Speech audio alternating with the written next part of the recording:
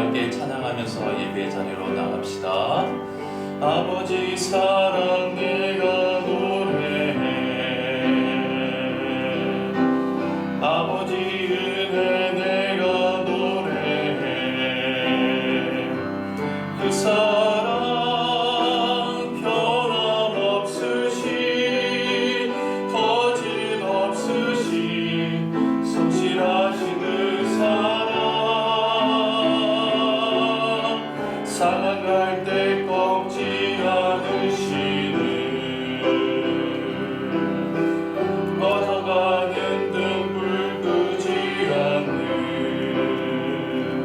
그 사랑, 변함없으신, 거짓없으신, 성실하신 그 사랑,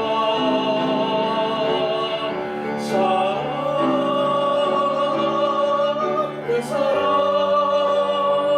날 위해 죽으신, 날 위해 다시 사신 예수 그리스도, 다시 오실 그 사랑, 죽음도 생명도 천사도 하늘의 어떤 권세도 끊을 수 없는 영원한 그 사랑 예수.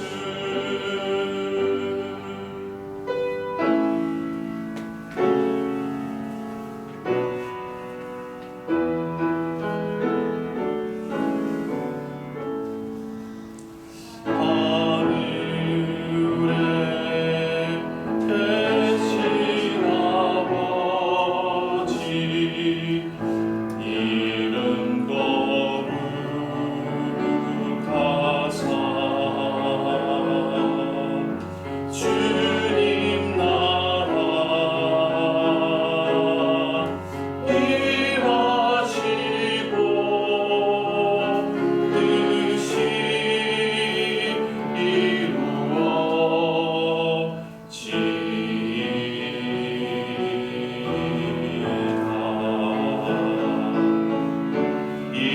일용할 양식 주시고 우리들의 큰 죄 다 용서하시고 또 시험에 들게 마시고 악에서 구원하소서. 예게 주의 나라, 주의 권세, 주의 영광 영원히 아멘.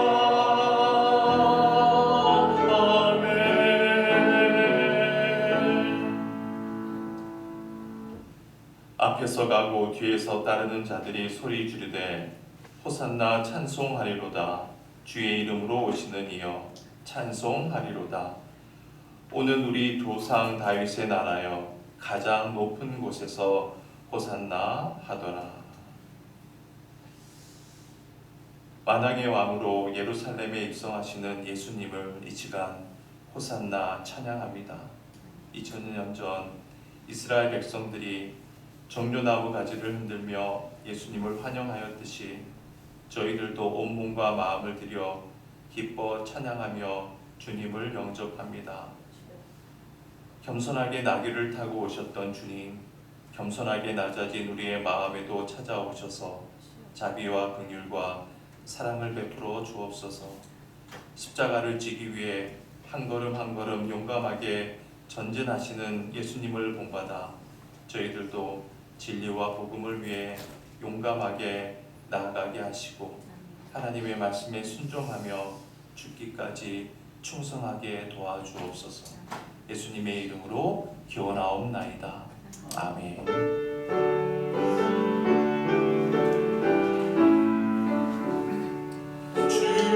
주례를 받으러 모인 성도들, 주 크신 그 답게 하옵소서.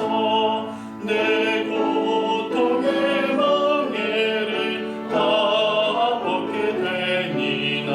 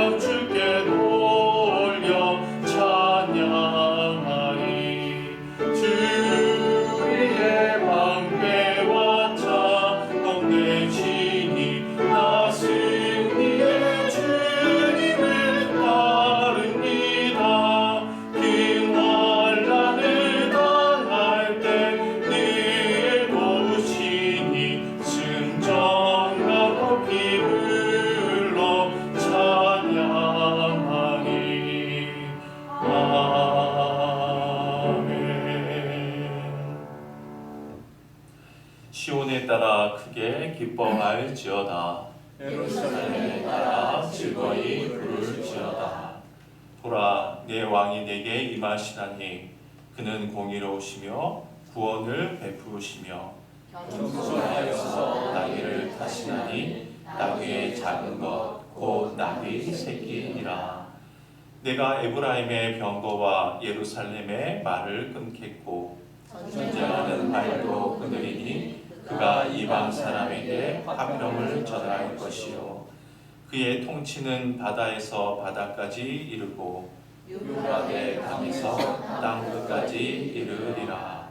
앞에서 가고 뒤에서 따르는 무리가 소리 높여 이르되 호산나 다윗의 자손이여 찬송하리로다.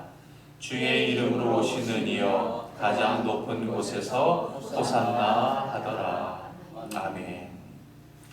나는 전능하신 하나님 아버지 천지의 창조주를 믿습니다. 나는 그의 유일하신 아들 우리 주 예수 그리스도를 믿습니다.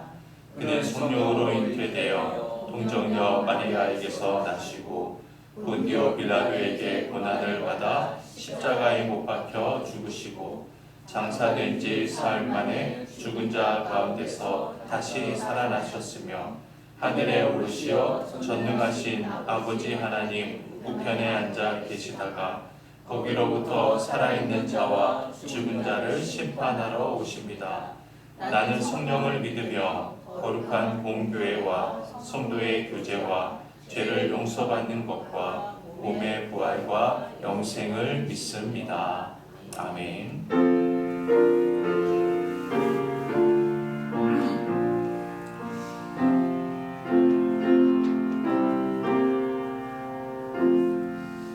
예수 나를 위하여 십자가를 질 때 세상 죄를 지시고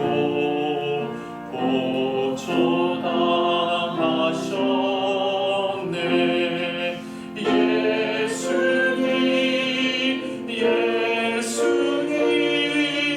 나의 죄 위하여 보배 피를 흘리니 죄인 받으소서. 십자가를 무슨 죄가 있나 저무지한 사람들 메시아 죽였네.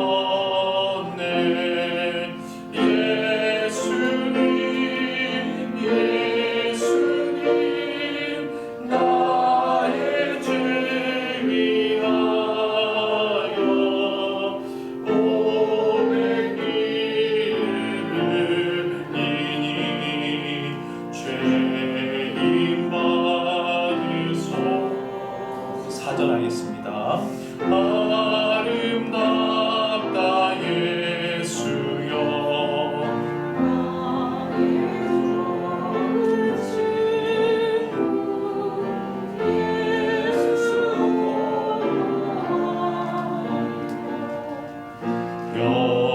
영원령 벌 받네. 예수님 나의 죄 위하여 보배 피를 흘리니 죄인 받으소서. 아멘.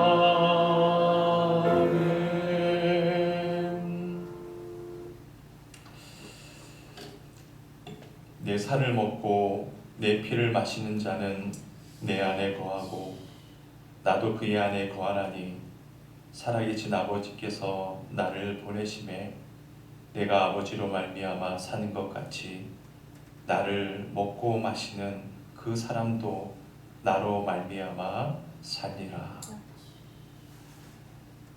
주님, 이 시간 주님께서 십자가에 흘리신 보혈의 은혜를 기억하며 주의 만찬에 참여하게 하시니 감사드립니다. 주님의 살을 먹고 주님의 피를 마실 때에 하늘의 신령한 양식을 통해 믿음이 연약한 심령에게는 강건한 믿음의 은혜를 더하시고 시험 가운데 있는 심령들에게는 회복의 은혜를 주시고 질병으로 신음하는 자들에게는 치유의 은혜를 허락하여 주옵소서. 영원한 생명 되신 예수 그리스도의 이름으로 축사하며 기도드리옵나이다. 아멘.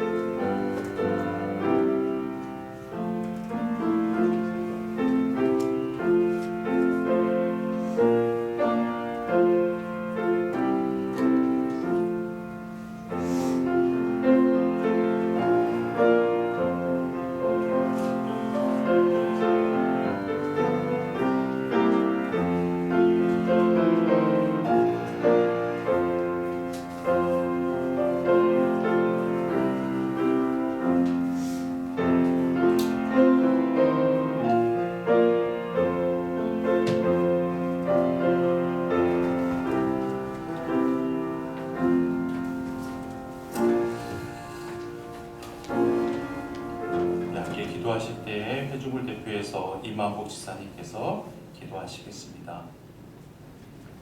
사랑의 하나님 아버지, 이 시간 저희를 주님의 성전에 모아주시고 찬양과 경배로 영광을 돌리게 하심에 감사와 찬송을 올립니다.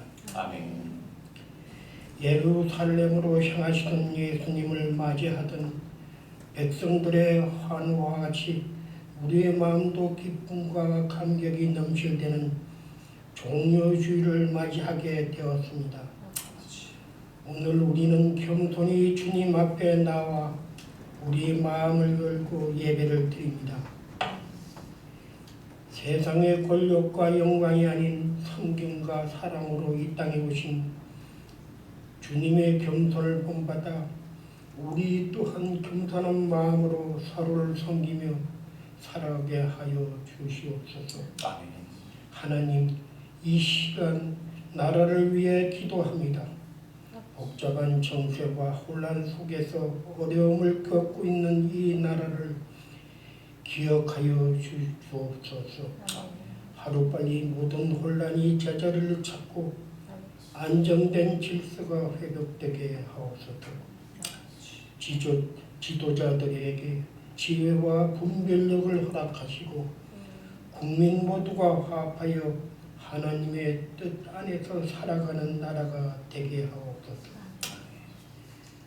교회를 위하여 말씀을 전하시는 담임 목사님께 성령의 능력을 더하여 주시고 교회를 섬기는 성가대와 모든 봉사자들에게 감사의 기도를 올립니다. 하나님의 사랑으로 교회를 돌보는 그들의 손길과 노고에 보답해 주시고 그들에게 평온을 허락하여 주시옵소서. 언제나 우리와 동행하시는 예수님 이름으로 기도드립니다. 아멘.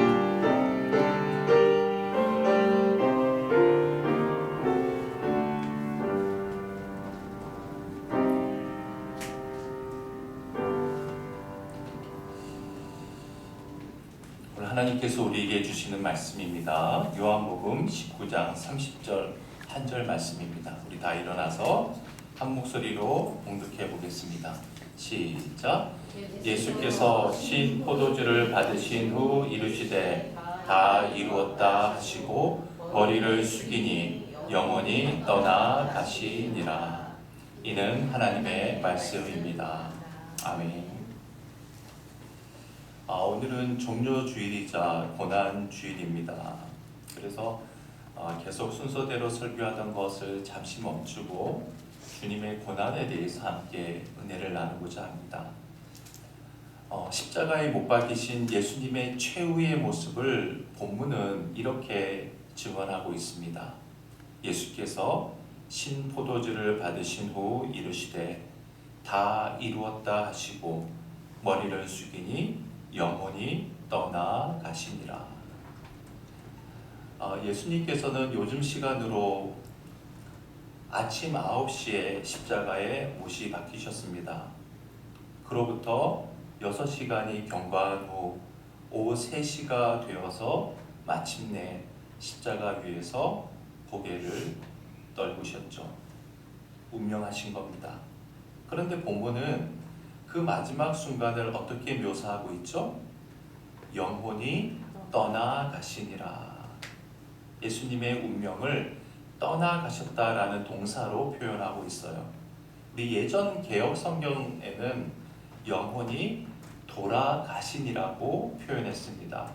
사실 이 돌아가셨다라는 말이 우리에게는 훨씬 더 공감이 가는 표현이죠. 왜냐하면 우리 역시 사람이 죽었을 때 떠나셨다라는 표현보다 돌아가셨다라는 표현을 흔히 사용하기 때문입니다. 적어도 외관상으로는 우리가 쓰는 용어와 예수님에게 사용된 용어 사이에는 아무런 차이가 없어 보입니다. 그런데 본질적으로 전혀 다른 의미를 갖고 있는 상반된 용어입니다. 우리가 돌아가셨다라고 할 때 그것은 언제나 수동적인 의미로 사용이 되죠. 즉, 장본인은 돌아갈 의사가 전혀 없었다는 겁니다. 아니, 오히려 이 세상에서 조금이라도 더 살기 위해서 발버둥 쳤음에도 불구하고 자신의 의지와는 상관없이 오직 누군가의 외부적인 힘에 의해 어쩔 수 없이 죽어버렸다는 것입니다. 그런데 이 예수님의 최후를 묘사하고 있는 우리말 떠나셨다라는 말의 헬라어 원문은 파라디도미라고 기록이 되어 있습니다. 파라디도미. 이것은 수동적인 의미가 아니라 정반대로 능동적이고 자발적인 행동을 나타내는 단어예요. 구체적으로는 포기하다, 영어로는 give up이 됩니다. 즉, 누군가의 강압에 의해서, 외부에 의해서, 불가항력적인 상황으로 의해서 포기하는 것이 아니라 어디까지나 자발적으로, 능동적으로, 스스로, 기꺼이 자신의 생명을 포기한 것을 강조하는 단어입니다. 그렇다면 우리는 여기서 대단히 중요한 사실을 깨닫게 됩니다. 예수님께서는 십자가에 못 박히셨기 때문에 돌아간 것이 결코 아니라는 사실이에요. 그것은 단지 결과였을 뿐입니다.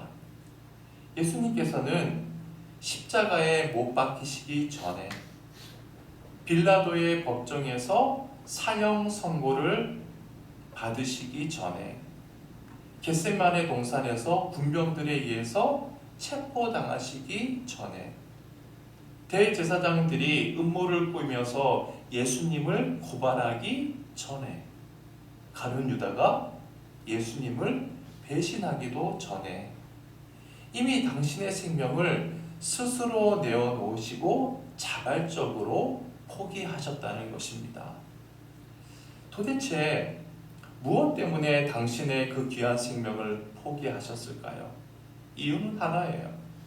죄인된 우리를 살리시기 위함이었습니다. 여러분, 죄의 값은 오직 사망이잖아요. 그것이 하나님의 법칙입니다. 따라서 우리의 죄값을 당신이 대신 치러 주심으로 우리에게 참 생명을 주시기 위해 당신의 그 귀한 생명을 아낌없이 자발적으로 내어 놓으셨던 것입니다. 그래서 예수님께서 겟세마네 동산에서 군병들에 의해 체포될 당시 그 모습을 보고 놀란 베드로가 예수님을 보호하기 위해서 그 자리에서 칼을 휘두르지 않았습니까? 그래서 베드로가 휘두른 그 칼에 말고라고 하는 사람이 그 사람의 귀가 떨어져 나갔고 주님께서는 그 말고의 귀를 고쳐주시면서 베드로에게 이런 말씀을 하셨어요. 마태복음 26장 53절입니다. 함께 읽어볼까요? 너는 내가 내 아버지께 구하여 지금 12군단 더 되는 천사를 보내시게 할 수 없는 줄로 아느냐. 이게 무슨 말일까요? 당신의 생명을 지킬 수 있는 길은 얼마든지 있다는 거예요. 충분히 내 생명 지킬 수 있지만 그러나 인간을 구원하기 위해 이미 당신의 생명을 포기하셨다는 뜻이죠. 도대체 하나님의 아들이신 예수 그리스도께서 당신의 생명을 자발적으로 포기하지 아니하셨더라면 어찌 하찮은 인간들이 하나님의 아들을 체포하고 재판하고 십자가에 못 박아 죽일 수 있었겠습니까? 그것은 전혀 불가능한 일이에요. 이처럼 위대한 십자가 구원의 사건은 예수님의 능동적인 자기 버림, 자기 포기가 있었기에 가능할 수 있었던 것입니다. 여러분, 우리가 이것을 깨닫는다면 하나님께서 주시는 귀한 진리를 이 시간 마음속에 되새길 수가 있습니다. 그것은 바로 자기를 자발적으로 버릴 때에만, 자기를 능동적으로 포기할 때에만 생명의 역사가 일어난다는 것입니다. 그렇습니다.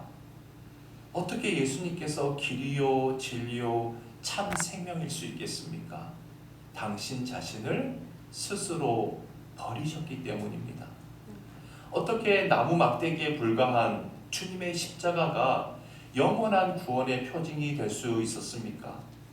그 위에서 당신의 생명을 기꺼이 포기했기 때문입니다. 여러분, 요즘 벚꽃이 한창이잖아요. 벚꽃에 관한 아주 짧은 아름다운 시 한 편이 있어서 여러분에게 한번 소개해 보고자 합니다. 이큐라고 하는 일본의 선승이 지은 시인데 그 시가 이렇습니다. 벚나무 가지를 부러뜨려 봐도 그 속엔 벚꽃이 없네. 그러나 보라, 봄이 되면 얼마나 많은 벚꽃이 피는가. 그렇습니다. 벚나무 가지를 부러뜨린다고 벚꽃이 보이는 건 아니잖아요. 달래고 어른다고 피어나는 것도 아닙니다. 몽둥이로 때린다고 해서 피어나는 것도 아니죠. 그러나 봄이 오기만 하면 아무리 막으려고 해도 피어나는 그 벚꽃을 막을 도리가 없습니다. 그렇다면 봄이 왔다는 것은 무엇을 의미할까요? 겨울이 자기를 버렸음을 의미하죠. 겨울이 더 이상 겨울이기를 포기했다는 말입니다. 아무리 춘삼월이 왔다 할지라도 추운 겨울이 마냥 버티고만 있다면 벚나무가 아무리 길을 써도 벚꽃은 결코 피어오를 수 없는 법입니다. 또한 한여름에 내리쬐는 태양볕 아래에서 모든 열매가 알차게 여물 수 있다는 것은 봄이 길을 포기했기 때문입니다. 그리고 가을이 되어서 수확을 거둘 수 있다는 것은 여름도 자기를 버렸다는 것이죠. 또한 가을은 가을대로 또 가을이기를 포기해 주었기에 비로소 온 자연은 한겨울에 쉼을 얻을 수가 있습니다. 그뿐만이 아닙니다. 밤이기를 포기함으로 생명이 약동하는 낮이 이를 수 있고 낮이 자기를 버림으로 안식의 밤이 찾아오게 되는 것입니다. 마찬가지로 유치함을 버릴 때 성숙함이 가능하고 성숙함을 포기할 때 원숙함이 도래하고 원숙함에서 떠날 때 비로소 영원히 주어지는 것입니다. 그렇습니다. 자기 버림, 자기 포기가 있는 곳에서만 생명의 역사가 있음은 하나님의 법칙입니다. 일전에 TV를 통해서 중앙아시아 북부에 위치한 몽골 사람들의 의식주를 방영한 적이 있는데 그 방송을 보는데 흥미로운 장면이 눈길을 끌었습니다. 그것은 몽골 사람들이 양을 도살하는 장면이었습니다. 우선 양을 잡기 위해서 도살장으로 양을 끌고 가는데 그 모습을 본 주변의 개들이 이제 곧 무슨 일이 일어날지 안다는 듯 마구마구 짖어대는 겁니다. 하지만 막상 도살장으로 끌려오는 양은 너무나도 잠잠하고 의연하고 오히려 평화스러워 보이는 겁니다. 우선 양의 털을 깨끗이 밉니다. 아시다시피 몽골은 추운 나라 아닙니까? 그 양털을 두터운 옷을 만드는 재료로 쓰기 위함이죠. 양의 털을 미는 시간도 상당한 시간이 소요되더라고요. 그런데 양은 털을 미는 그 시간 내내 꼼짝도 않고 그 자리에 묵묵히 서 있는 겁니다. 그리고 이제 양을 도살하기 위해서 양을 마당 한가운데 거꾸로 눕힙니다. 이제 본격적으로 양을 죽이는데 몽골에서는 다른 가축의 경우처럼 정수리를 딱 찢거나 혹은 목을 따서 죽이지 않고 우선 피를 한 방울이라도 흘리지 않게 하기 위해서 거꾸로 눕힌 채로 배가죽만 칼로 살짝 가릅니다. 그런데 정말 희한한 것은 양은 여전히 아무런 저항을 하지 않는 겁니다.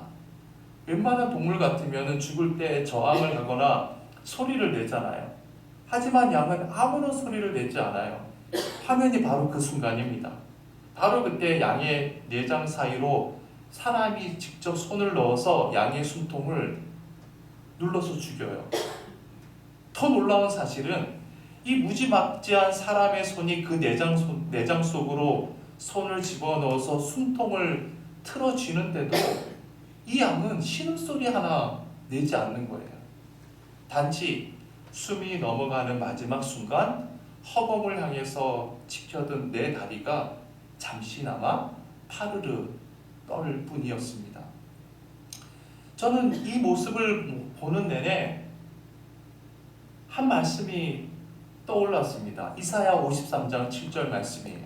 이사야 선지자는 장차 인간을 구원하시기 위해서 십자가에 위해서 고난당하실 주님의 모습을 다음과 같이 예언했습니다. 함께 읽어봅시다. 시작. 그가 곤욕을 당하여 괴로울 때에도 그 입을 열지 아니하였으며 마치 도수장으로 끌려가는 어린 양과 털 깎는 자 앞에서 잠잠한 양같이 그 입을 열지 않았도다. 여러분, 너무나 적절한 표현 아닙니까? 이 세상에 많고 많은 동물들 가운데 왜 구약의 사람들은 유독 양을 속죄의 제물로 사용하였는지, 왜 하나님께서는 그것을 요구했는지, 왜 성경이 하필이면 예수 그리스도를 양에 비유하고 있는지 그 이유를 방송을 통해서 확연하게 알 수가 있었던 것이죠. 양은 남을 위해서 자기 생명을 잠잠히 그리고 기꺼이 내어놓기 때문입니다. 사람이 배를 가르고 몸속으로 손을 넣어서 숨통을 눌러도 반항 한 번 없이 자기 생명을 내어줌으로써 인간에게 생명의 양식이 되듯이 하나님의 독생자이신 예수 그리스도께서 우리를 죄에서 건져내기 위해서 당신의 생명을 십자가 위에 내어놓으심으로 잠잠히 포기하심으로 인류의 구원자, 영원한 생명의 주님이 되어주신 것입니다. 영국의 신학자이자 문학가 또한 기독교 변증가였던 C.S. 루이스가 이렇게 고백을 했습니다. 나는 태양이 뜬다는 사실을 믿는 것처럼 주님을 믿는다. 단지 태양을 보기 때문이 아니라 그 태양을 통해 모든 것을 비로소 바로 볼 수 있기 때문이다. 여러분, 얼마나 위대한 깨달음입니까? 태양이 중요한 것은 그것으로 인해서 우리가 사물을 바르게 분간할 수 있기 때문이죠.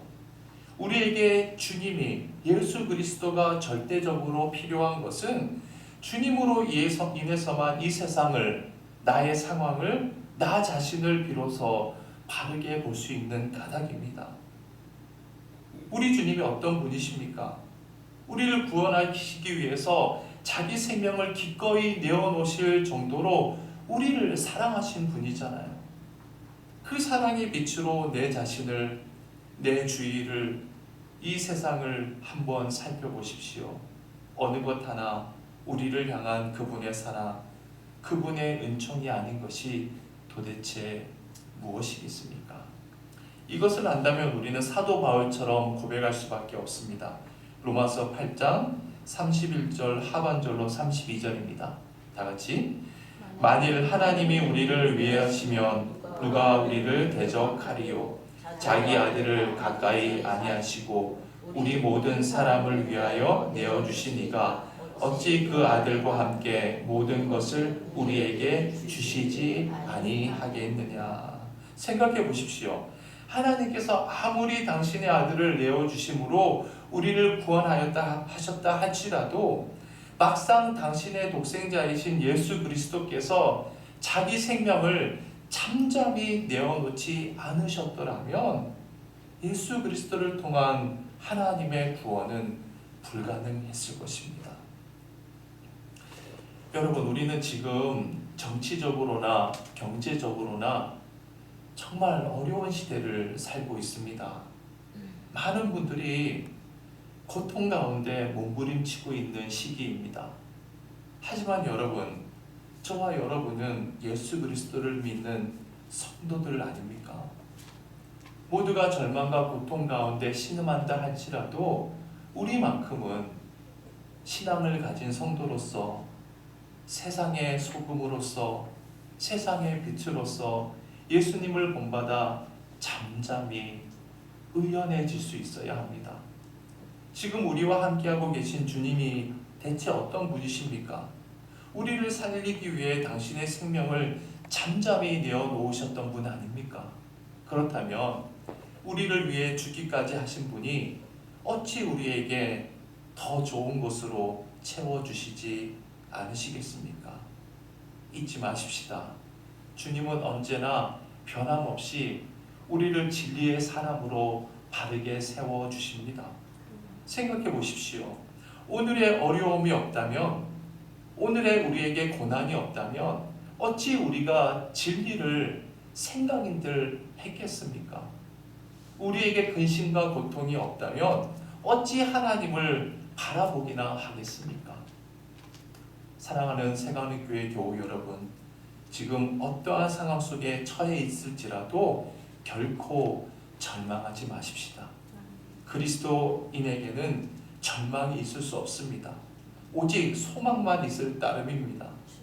우리를 사랑하시사 자기 생명까지 포기하며 내어놓으셨던 주님께서 우리와 함께하고 계시기에 비록 우리 앞에 놓인 상황이 고통과 고난처럼 보일지라도 결국은 우리의 유익으로 끝날 수밖에 없기 때문입니다.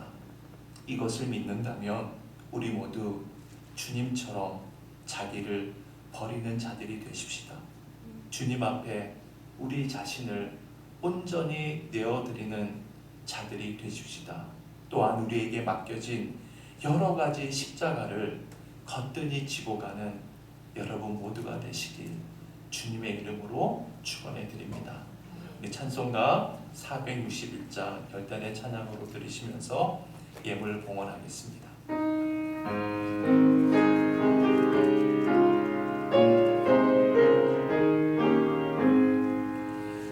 십자가를 질 수 있나 주가 물어보실 때 죽기까지 따르오니 성도 대답하였다. 우리의 심령 주의 것이니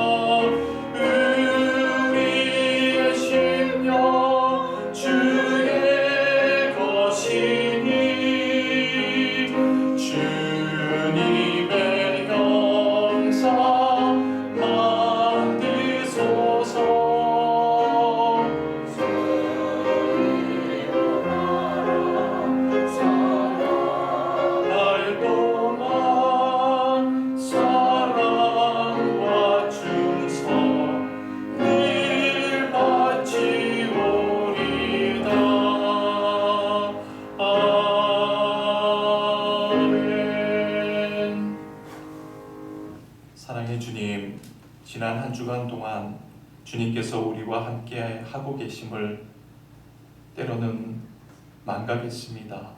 그래서 우리는 절망하고 근심하며 한숨 속에 살아야만 했습니다. 그러나 주님께서 우리를 사랑하시어 버리지 않으시고 이 시간 불러주시사 하나님의 뜻을 알게 해주시니 감사드립니다. 주님께서 당신의 생명을 자발적으로 능동적으로 잠잠히 내어놓으시기까지 우리를 사랑하심을 일깨워 주셔서 감사드립니다. 우리를 위해 죽기까지 하신 주님께서 한치의 오차도 없이 지금 우리를 책임지고 계심을 확신케 해주심도 진심으로 감사드립니다.